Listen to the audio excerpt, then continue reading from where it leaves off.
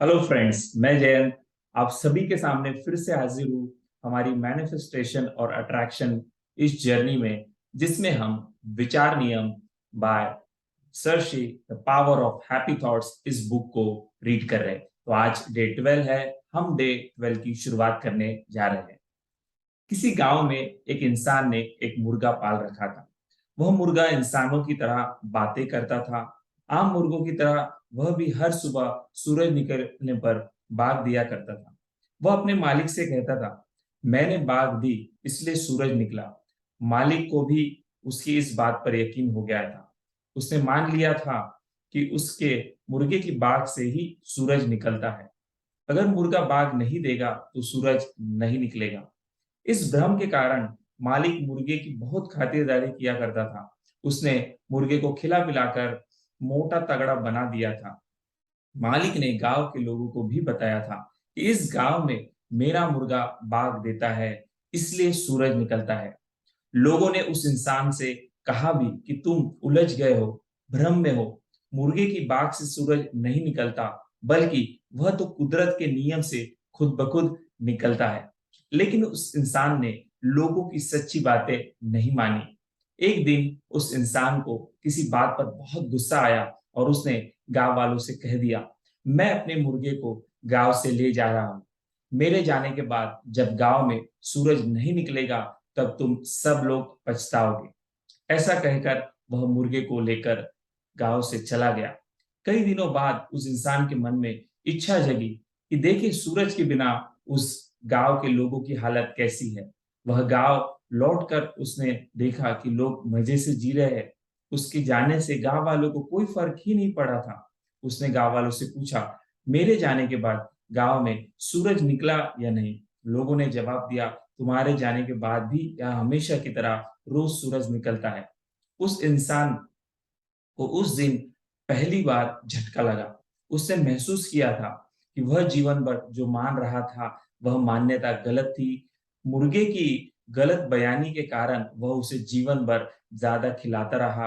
अब उसे हकीकत समझ आ चुकी थी कि मुर्गे की बाग देने से सूरज नहीं निकलता, बल्कि सूरज निकलता है तब मुर्गा बाग देता है।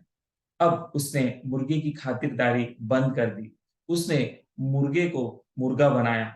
जिस तरह स्कूल में बच्चे होमवर्क नहीं करते तो टीचर उन्हें मुर्गा बनाते हैं, वैसे ही उसने अपने मुर्गे को मुर्गा बनाया, यानी सबक सिखाया। इस कहानी से समझे कि हर इंसान के भीतर एक मुर्गा यानी कि तोलू मन होता है। यह हमेशा अकड़कर गलत विचार करता रहता है। इस आंतरिक अहंकारी विचारों के कारण इंसान भ्रमित होकर मुर्गे के मालिक की तरह सत्य से दूर हो जाता है। हर इंसान को अपने मुर्गे यानी कि मन को मुर्गा बनाना चाहिए। दरअसल तोलू मन की अज्ञानता के कारण मन में नकारात्मकता और अहंकार युक्त विचार आते हैं। इसलिए इस मन रूपी मुर्गे को मुर्गा बनाना चाहिए। अब तक आपने अपने जीवन में मन का बहुत सत्कार किया है। बार बार खाना नकारात्मक सोच और अनुमान खिलाया है। अब तोलू मन को आपको सूर्य प्रकाश यानी कि सत्य में लाना होगा। प्रकाश में आते ही आपको पता चल जाएगा कि यह तोलू मन आशंका, निराशा, महत्वाकांक्षा और चाहतों के कारण सही तरीके से नहीं सोच पाता है। सही सोच पाने के लिए हमें मन के इस सारे खेल को समझना होगा। वैसे तो आपके मन में दुनिया भर के विचार चलते रहते हैं, लेकिन इस वक्त अपने मन में मन के बारे में विचार करें। मन विचारों को आदान प्रदान करने का माध्यम है। इस यह कई विचारों का जोड़ है। मन एक तरह से विचारों का पुलिंदा है, थैला है। जहां पर आपका ध्यान पहुंचता है, उस विषय, वस्तु, घटना के बारे में मन में विचार शुरू हो जाते हैं। यदि आप बगीचे का ध्यान कर रहे हैं, तो आपका मन वही पहुंच जाता है और बगीचे की कल्पना कर सोचने लगता है। इस तरह मन वही होता है जहां ध्यान होता है। एक तरह से सोचा जाए तो विचार ही मन है। विचार यदि दुखद है तो मन व्याकुल हो जाता है। विचार सुखद है तो मन खुश हो जाता है। मन के थैले में जब कामकाज के विचार होते हैं, तब यह मन सहज मन कहलाता है। जब इस थैले में तोलने व तोड़ने के विचार होते हैं, तब यह मन तोलू मन कहलाता है। मन के विचार जब एक दिशा में चलते हैं, तब वे लक्ष्य की याद दिलाते हैं, और अगर मन में मैं के विचार चलते हैं, तब इंसान में अहंकार का जन्म होता है। भूतकाल और भविष्य काल के विचार मन का भोजन है। मन का हथियार है बुद्धि, जो हमें निर्णय लेने में मदद करती है। मन के विकार है काम, क्रोध, लोभ, द्वेष, ईर्ष्या, नफरत, अहंकार, तुलना और डर। हमारे भीतर कई मन हैं। यह विभाजन सिर्फ समझने के लिए किया गया है। एक चेतन मन यानी कि कॉन्शियस माइंड, दूसरा अर्ध चेतन मन सबकॉन्शियस माइंड, तीसरा अचेतन मन अनकॉन्शियस माइंड, चौथा अति चेतन मन सुपर कॉन्शियस माइंड। इन सारे मनों को सिर्फ दो में विभाजित करना हो तो ये होंगे बाहरी मन व अंतर्मन, या सहज मन व तोलू मन। बाहरी मन व अंतर्मन में क्या फर्क है? इनमें वही फर्क है जो हवा और तूफान में है। बाहरी मन का कार्य दिखाई देता है, अंतर्मन का कार्य दिखाई नहीं देता। अंतर्मन खामोशी से कार्य करता रहता है, जबकि बाहरी मन हर कार्य, विचार व भाव को महसूस करता है। अनुमान लगता है, कथा बनाता है और अशांत रहता है। इंसान का शरीर चलाने के लिए दोनों ही मन जरूरी है, दोनों ही श्रेष्ठ है।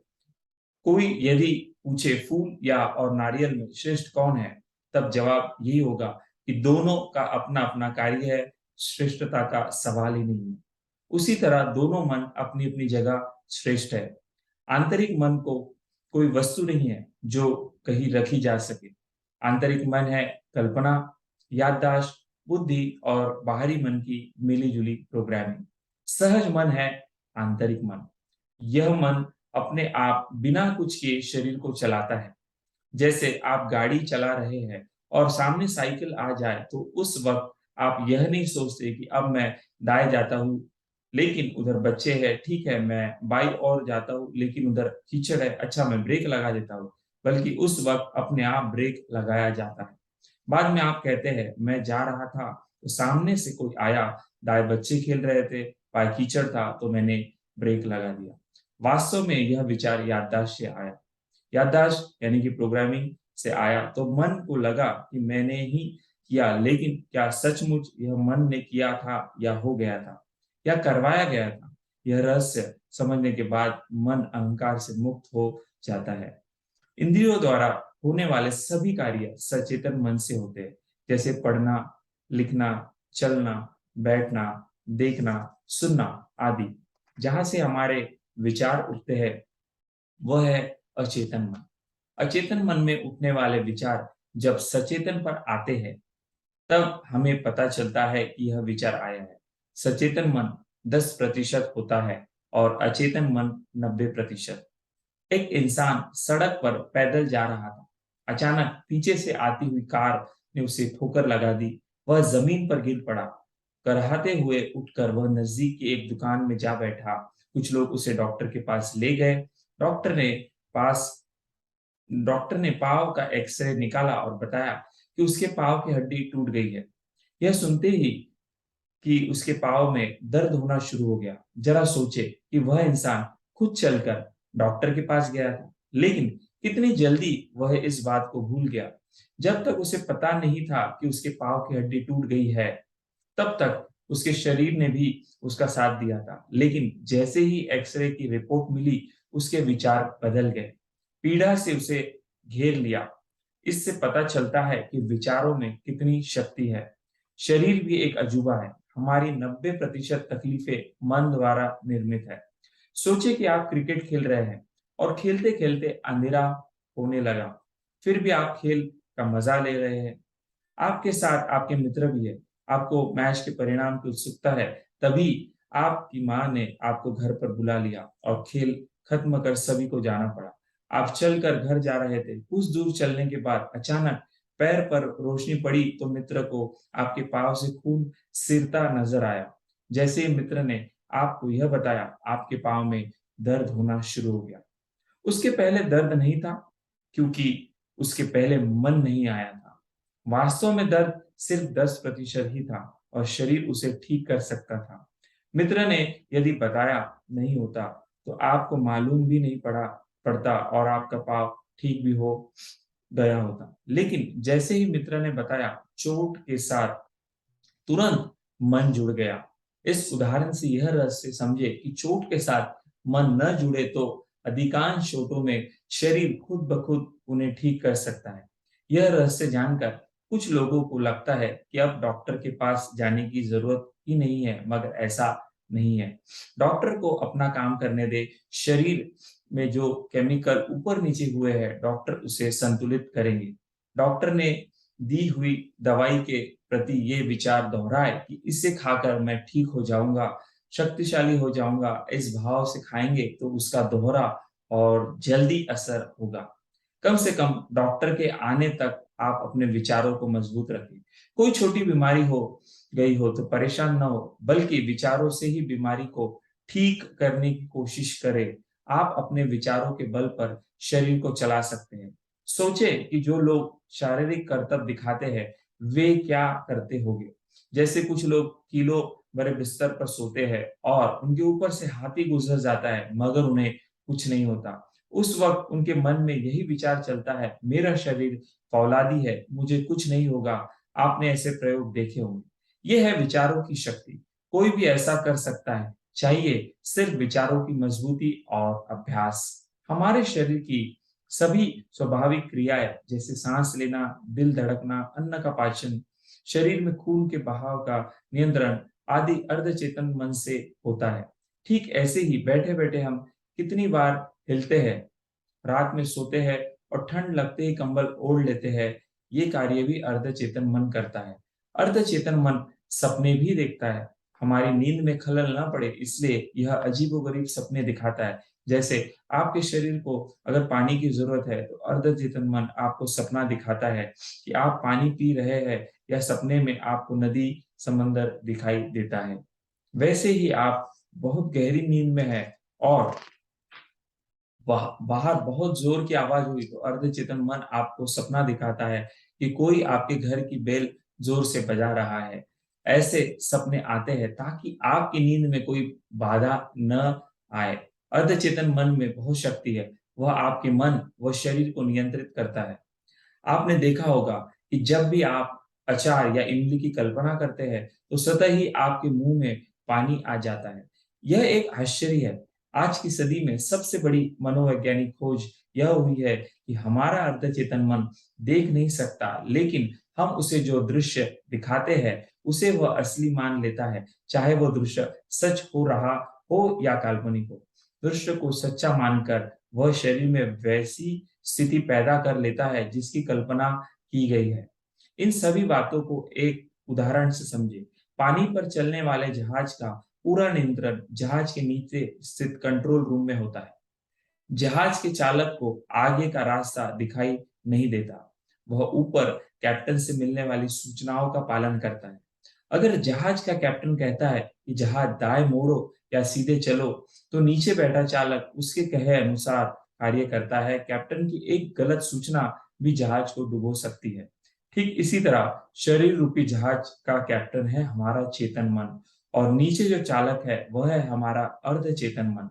चेतन मन की सूचना पर हमारा अर्धचेतन मन कार्य करता है और शरीर का पूरा नियंत्रण अर्धचेतन व अचेतन मन के पास होता है।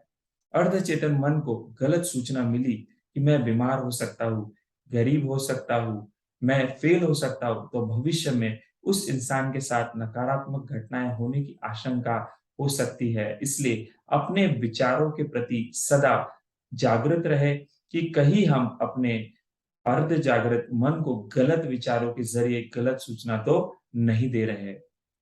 मन, शरीर और बुद्धि का आपस में गहरा संबंध है। इंसान के मन में उठने वाले सकारात्मक व नकारात्मक दोनों प्रकार के विचारों का प्रभाव इंसान के शारीरिक स्वास्थ्य पर होता है। विचारों में इतनी शक्ति है कि यदि कोई इंसान एक विचार 1 मिनट तक मन में पकड़ कर रखने का अभ्यास करे तो उसके जीवन में चमत्कार होने प्रारंभ हो सकते हैं। शुरुआत में शायद यह आपको असंभव लगेगा, परंतु समझ प्राप्त होते ही आपके विचारों और विश्वास में बड़ा परिवर्तन होने लगेगा। सब संभव है, यह विश्वास जगेगा। आपको आश्चर्य होगा कि आज तक हम कैसे जीवन जी रहे थे। साथ ही साथ आपको ज्ञात होगा कि आज तक आपके जीवन में जो हुआ वह क्यों हुआ, क्योंकि सुबह से रात तक आप विचारों के कारण ही अपने वर्तमान और भविष्य का निर्माण कर रहे हैं। तो दोस्तों, ये चैप्टर नंबर और डे नंबर 12 था, जिसमें हमने विचारों और मन के बारे में जाना। डे 13 में हम आगे के जो है मैनिफेस्टेशन और अट्रैक्शन इस जर्नी को बढ़ाने वाले हैं। तो मिलते हैं नेक्स्ट वीडियो में डे 13 में नए टॉपिक के साथ, जिससे आप अपने लाइफ में अट्रैक्शन और मैनिफेस्टेशन को जल्दी आकर्षित कर सकते हैं with the help of book power of happy thoughts by Sirshree विचारनी। Thank you.